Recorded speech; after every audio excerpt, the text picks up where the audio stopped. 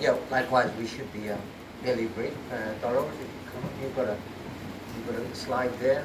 So yeah, so for the national court, we have one judge looking after all juvenile matters, so there is certainty. There should be no uncertainty when a juvenile is committed to stand trial in the national court. There is one judge, and that is myself, unless for some reason, and I don't think I've had to disqualify. So everyone knows you're committed. If you're a juvenile, you're committed to the national court. There's one judge that you will be appearing before, and that's myself in this province. Okay. I guess ideally we should have, in my view, with respect, we should have one magistrate dealing with juvenile matters. That's clear. And likewise, I would expect there should be more juvenile justice officers, like was said earlier, to assist with the process. Yes, the Juvenile Justice Act was passed by Parliament in 2014. It is not a new legislation. It is just us who have not made it our business to be familiar with those requirements. We shouldn't go through each and every section. We don't need to. The Act is there. The Act, as I understand it, was passed obviously after a lot of consultations. That's what I understand. But there are significant changes to the way a juvenile is dealt with, significant changes to how the traditional way an accused person has been dealt with according to law.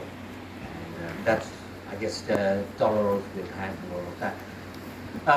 I guess, just in a nutshell, the significance of the changes were, I think, first and foremost, obviously, in terms of bail. I think everyone is treated the same, those requirements, but the right to bail is always there. How you're treated at the police station, you have to be given special treatment. Record of interview cannot be conducted without the juvenile justice officer and or a parent, I think, and or a friend. That's all under the Juvenile Justice Act. I think I recently issued a judgment on that when I had to strike out a record of interview that had been that was tendered, but then Mr. Rangan pointed out, and it was clear. The law is clear. No record of interview of a juvenile without the presence of a juvenile justice officer. There is no need to argue it, and Mr. Rangan didn't. That was on record. It was clear. But in that case, I can share that with you. In that case, I ruled that the committal was in order. The committing magistrate had weighed up all the evidence, and the committing magistrate was satisfied there was sufficient evidence to warrant the committal of the juvenile to stand trial in the national court. And we proceeded with that trial, and at the end of it, I think have I delivered verdict on it? Yeah, I found it guilty. And we're going to sentence. Now, going to sentence, I can just say that now, going to sentence, the Act is also very clear. Imprisonment must be the last resort. Okay. So this case will be, I guess, one of the first that I'm dealing with, where that's at the forefront of my mind. Imprisonment is the last resort. Naturally, imprisonment must be where there is a facility. And as we all know, not only the police cells don't have appropriate facility for juveniles, but likewise the CS at Kerala don't have a juvenile section for juveniles. So those, I have pointed out, would be relevant factors I would need to take into account when it comes to sentence. So yeah, in a nutshell, to me, I think that covers the essential things. So in relation to dealing with juveniles from the court's perspective, I'll let Dolores give you more specifics. Yeah, Dolores is our only juvenile justice officer in the province. She does a fantastic job. She's the only one You know, like I think what Mr. Rangan said and Ms. Pula said, they, you know, we judges, we see it day in, day out, the difficulties they go through. But one thing they know is the National Court, we assist all officers so that we're able to conduct trials. Yeah, I'm saying this just for your knowledge, but don't tell Director of Finance in Waigani. So like you know, if Justice Trusai is going to Hongyo next month, we just pay the airfares for everyone to go. Again, don't tell Director of Finance. Yeah, whenever we've had to, up at Karavat, where the officers are not supported with accommodation, the court covers their accommodation and all of that. So we don't do those things, but please don't tell Director of Finance. Okay, so please. Yeah, I know there's some recording going on, but yeah, I won't confiscate anything. Dolores, I don't mean to take away the information.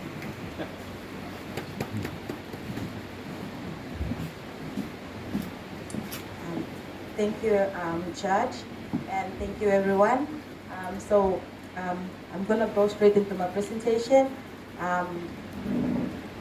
An overview was already given by Judge, and thanks a lot for that. So, okay.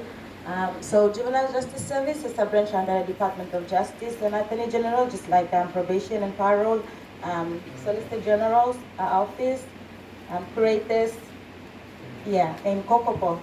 The staff constraint, as Judge has mentioned, I'm the only one in the province. So that's only one staff in that branch in Kokopo.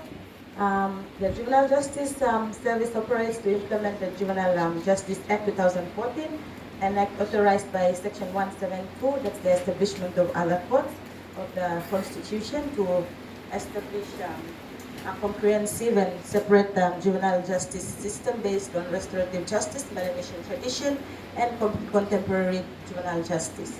Next slide. Those are just to go over the juvenile justice system as a whole. I've given out sheets of papers there.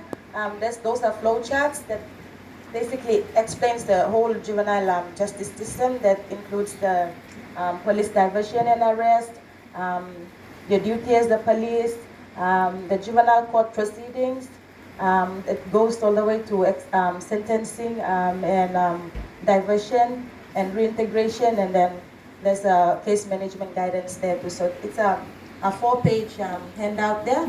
You can have a read through at your own time to better understand the whole system. Next.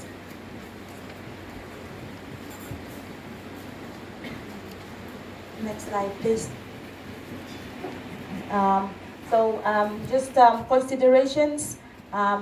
Firstly, for the non-lawyers, the general public here, a child aged below 18 years, that's 11 months, becomes a juvenile when he or she commits an offense summarily or commits an offense within those categories of crimes. An adult charged for an offense when he or she commits when aged 17 and 11 months should always be dealt with as a juvenile in a juvenile court. Another point, the court trial should be dealt with as speedily as possible, and any court adjournment should not exceed 14 days. And a juvenile detained in police custody is to be brought before a court within 24 hours after the arrest. And also, a court should always discharge a juvenile with a criminal record, which places emphasis on diversion options. That's in Part 3 of the Juvenile Justice Act 2014. Next slide.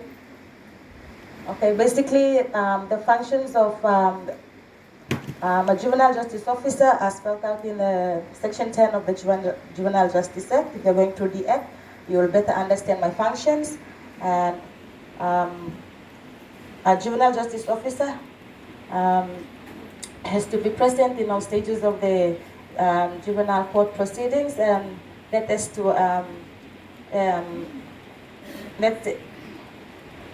that's in section 70 of the Juvenile Justice Act. And court sentencing, I have to be there, especially in the compilation of a PSR, so I can recommend to the court the most appropriate sentencing options for the juvenile. Executing sentence, I have to supervise and rehabilitate the juvenile in the community.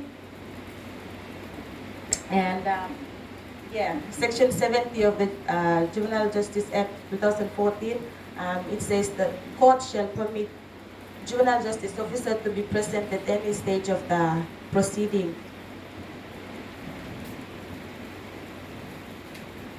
Next. Okay, why the delays? Currently we face a lot of challenges, and so we find ourselves in breach of the Juvenile Justice Act most of the time because one, there is lack of manpower. There's only myself, and we have also 18 volunteer juvenile justice officers on the ground, but who are only restricted to rehabilitation and supervision.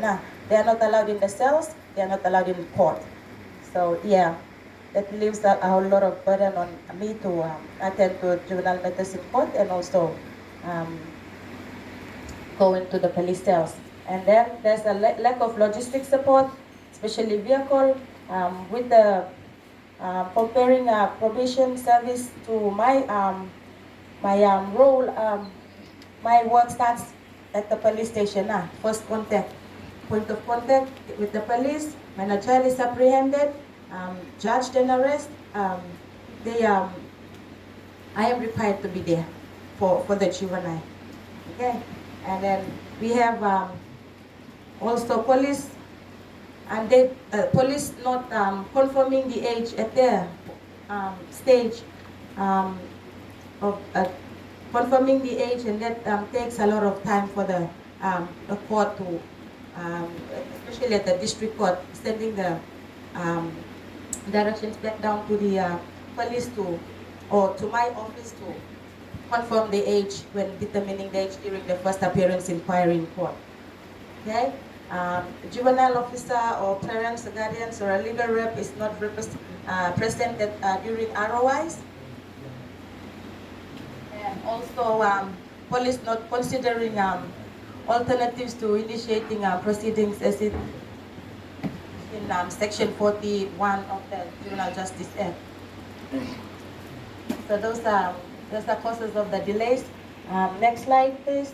So we faced also clashing court schedules from district and national, and a strategy to that would be effective communication between the police, our office, courts, both district and national. The issue of required JJ or